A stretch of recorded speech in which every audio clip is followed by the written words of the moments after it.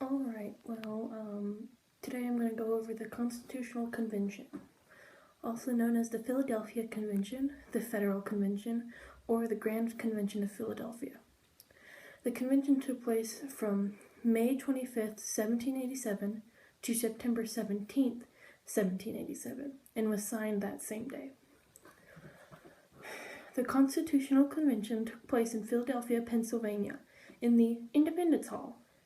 During most of the convention, Philadelphia was hot and humid, causing the delegates to keep windows and doors locked tight. When James Madison arranged all 55 of the delegates in that humid city in May, they had intended to rewrite the Articles of the Confederation, but in the end, America ended up with a new constitution and its founding fathers. Of course, everybody that attended, or did not attend, some of the delegates did not sign the Constitution, and these are the delegates that did not sign. From Connecticut, Oliver Ellsworth. He did not sign because he left early, but wrote letters of a landholder to promote it. Eratus Walcott. He did not sign because he did not attend. From Georgia, William Hudson left early after about a month. William Pierce did not attend, and George Walton did not accept the delegation. From Maryland, Luther Martin was pro-states' rights. John Mercer left in protest. Charles Carroll did not accept the delegation. Gabriel Duvall, he didn't serve at the convention, and there's no real reason that we know of. Thomas Stone left for the health of his wife Margaret Stone. From Massachusetts, Elbridge Gerry wanted the Constitution to have a Bill of Rights. Caleb Strong wanted the legislation to pick the president. Francis Dana did not attend. From New Hampshire, John Pickering did not serve so he could continue practicing law. From New Jersey, William Hudson left because of his health, and Abraham Clark left because of his health. From New York, John Lansing said no national government. Robert Yates agreed with Lansing. From North Carolina, William Davie left early, and Alexander Martin left early. From South Carolina, Henry Laurens did not accept the position. From Virginia, George Mason wanted it to have a Bill of Rights. James McClurg left early, so no division among the Virginian delegates. Edmund Randolph, I don't know what that says. From George Wythe left because of his wife's health. Patrick Henry feared for the rights of the states. Richard Henry Lee wanted it to have a Bill of Rights, and Thomas Nelson left because of his health. Now, of those that did sign, from Connecticut, William Samuel Johnson, Roger Sherman. From Delaware, George Reed, Gunning Bedford, Jr., John Dickinson, Richard Bassett, Jacob Broome. From Georgia, William Few, Abraham Baldwin.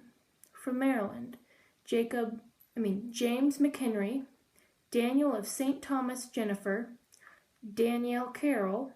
From Massachusetts, Nathaniel Gorman, Rufus King.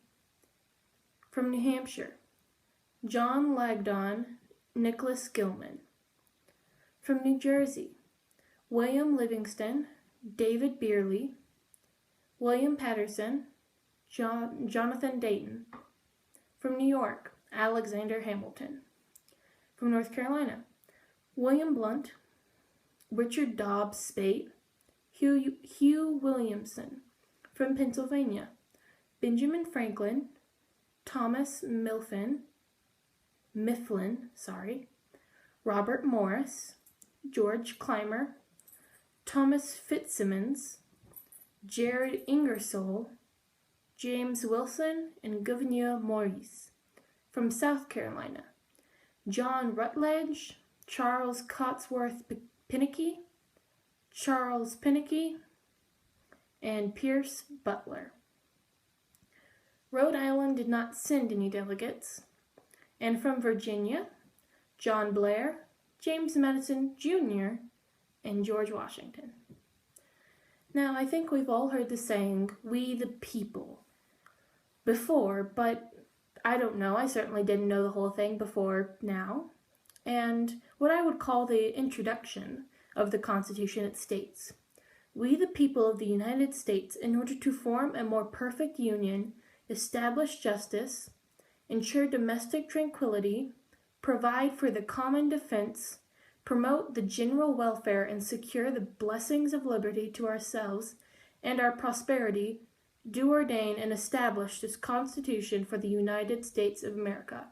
And that is a quote taken directly from the Constitution itself.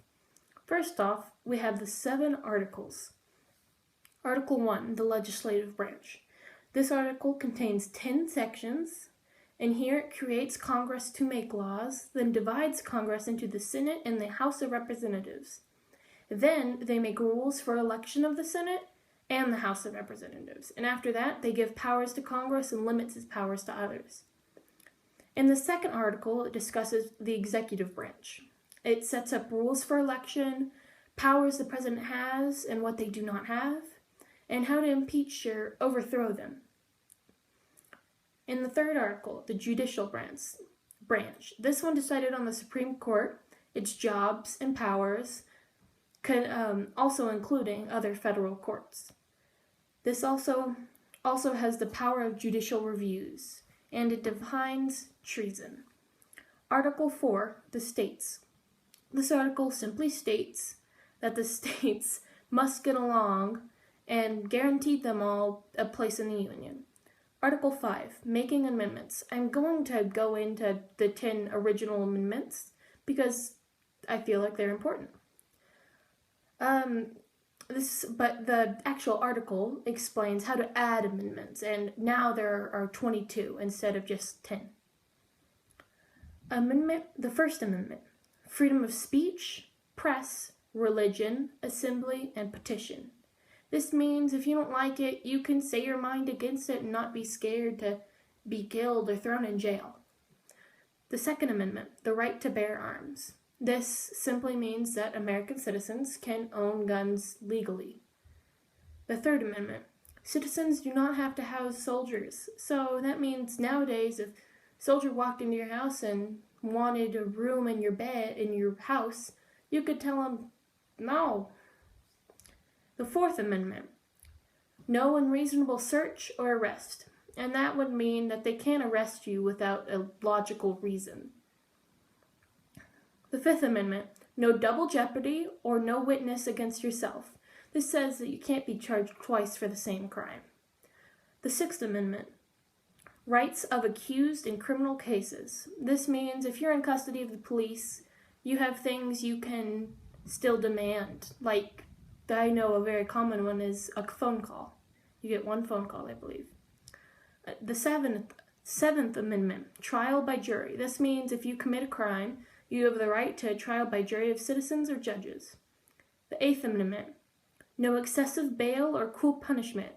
This means that the police cannot publicly hang you anymore or make it a $20,000 bail for stealing a bag of chips from a grocery store.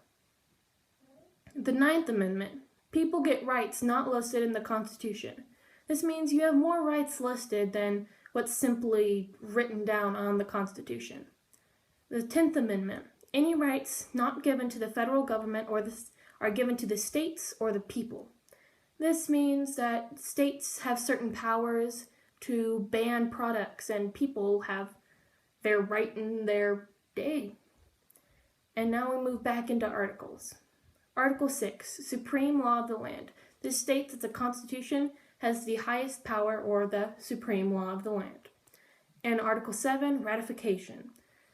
And this is whenever the Constitution became effective, whenever 9 out of the 13 states approved it. And that was my project. Thank you very much.